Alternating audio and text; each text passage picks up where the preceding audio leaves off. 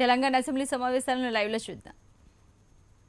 నిర్మూలించడం, నకిలీ నోట్ల చలామణిని అడ్డుకోవడం, రాజకీయ అవినీతిని సమూలంగా నిర్మూలించడం, రాజకీయ వ్యవస్థను సంపూర్ణంగా ప్రక్షాళన చేయడం, తీవ్రవాదాన్ని ఉగ్రవాదాన్ని నియంత్రించడం, తద్వారా అవినీతి రహిత భారతదేశ నిర్మాణం లక్ష్యమని చెబుతూ భారత ప్రధాని గౌరవనీయులు శ్రీ నరేంద్ర మోదీ గారు చలామణిలో ఉన్న పెద్ద నోట్లను రద్దు చేస్తున్నట్టు నవంబర్ 8వ తేదీన ప్రకటించారు.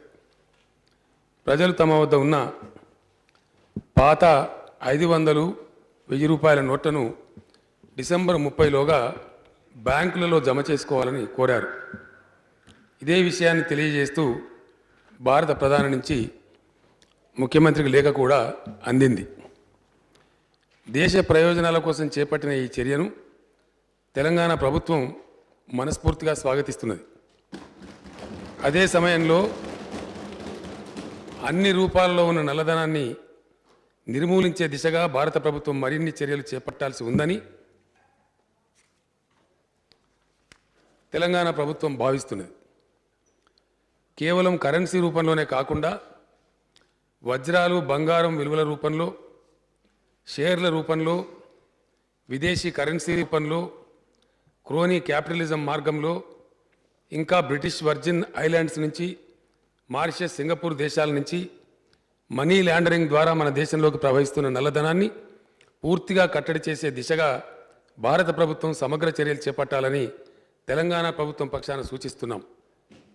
ఈ ప్రక్రియ సంపూర్ణ క్రాంతిని సాధించే వరకు కొనసాగించినప్పుడే ఆశించిన లక్ష్యాలు నెరవేరుతాయని ప్రభుత్వం బలంగా నమ్ముతున్నది.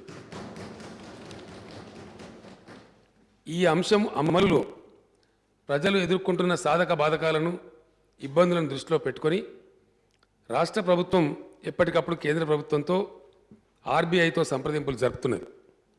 ఎప్పటికప్పుడు తగు పరిష్కారాలు సూచిస్తున్నది.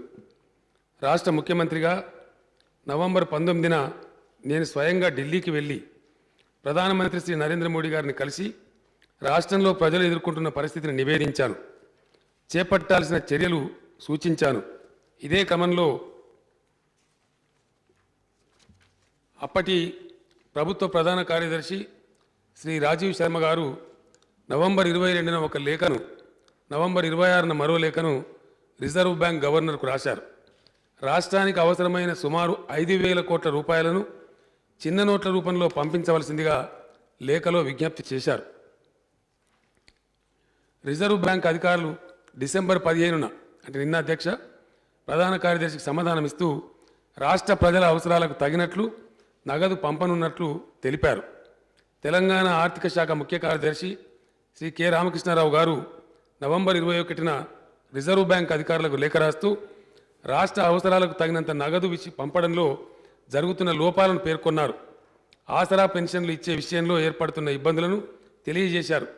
రైతులు, చిన్న వ్యాపారులు, దినసరి కూలీలపై పడుతున్న ప్రభావాన్ని వివరించారు. 5,000 కోట్ల రూపాయల మొత్తాన్ని 500, 100 రూపాయల నోట్ల రూపంలో సత్వరమే పంపాలని కోరారు. ఇదే విషయంపై ప్రభుత్వ నూతన ప్రధాన కార్యదర్శి శ్రీ ప్రదీప్ చంద్ర గారు కూడా డిసెంబర్ 8న లేఖ రాస్తూ ఏటీఎంలలో తగిన డబ్బు ఉండడం లేదనే విషయాన్ని దృష్టికి తెచ్చారు. తెలంగాణ ఆర్థిక శాఖ మంత్రి గారు 2 సార్లు జరిగిన జీఎస్టీ కౌన్సిల్ సమావేశాల్లో చిన్న నోట్లు ఎక్కువగా పంపించవలసిన అవసరాన్ని బలంగా తెలియజేశారు. ప్రభుత్వ శాఖల్లో పాత నోట్ల ద్వారా బిల్లుల చెల్లింపుకు అవకాశం ఇవ్వాలని రాష్ట్ర మున్సిపల్ శాఖ మంత్రులు చేసిన విజ్ఞప్తికి కేంద్రం సానుకూలంగా స్పందించి దేశమంతా అన్ని రాష్ట్రాల్లో పాత నోట్ల ద్వారా బిల్లుల చెల్లింపులకు అనుమతి ఇచ్చింది. తర్వాత గడువును పెంచమని చేసిన విజ్ఞప్తిని కూడా కేంద్రం పరిగణనలోకి తీసుకుంది. ఆర్బీఐ ఇచ్చిన లెక్కల ప్రకారం ఇప్పటిదాకా మన రాష్ట్రానికి వచ్చిన నగదు 19,109 కోట్ల రూపాయలు. రాష్ట్ర వ్యాప్తంగా బ్యాంకులలో ప్రజలు డిపాజిట్ చేసిన మొత్తం 57,479 కోట్ల రూపాయలు. ప్రజల సమస్యలను మానవీయ దృక్పథంతో అర్థం చేసుకున్న ప్రభుత్వం బ్యాంకుల వద్ద మహిళలకు, వృద్ధులకు ప్రత్యేక లైన్లు ఏర్పాటు చేయవలసిందిగా బ్యాంకర్లను కూడా కోరడమైనది. పెద్ద నోట్ల రద్దు తర్వాత ఉత్పన్నమైన పరిస్థితిని ప్రభుత్వం జాగ్రత్తగా అంచనా వేసి రాష్ట్ర ఆర్థిక వ్యవస్థ గాడి తప్పకుండా ఉండేందుకు తగిన చర్యలు తీసుకున్నది. వెనువెంటనే నగదు రహిత లావాదేవీలను ప్రోత్సహించడానికి చర్యలు ప్రారంభించింది. నగదు రహిత లావాదేవీలు జరపడంలో తెలంగాణ రాష్ట్రం దేశంలోనే అగ్రగామిగా ఉన్నట్లు కేంద్ర ప్రభుత్వ అధ్యయన సంస్థలు ఇప్పటికే తేల్చాయి.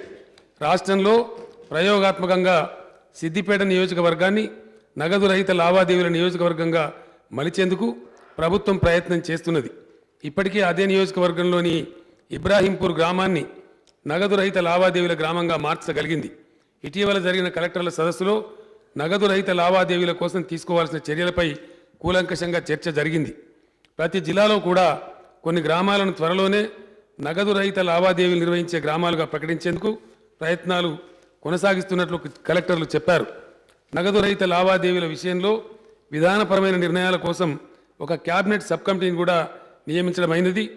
అమలును వేగవంతం చేయడం కోసం ఒక టాస్క్ ఫోర్స్ను ప్రత్యేకంగా ఏర్పాటు చేసింది.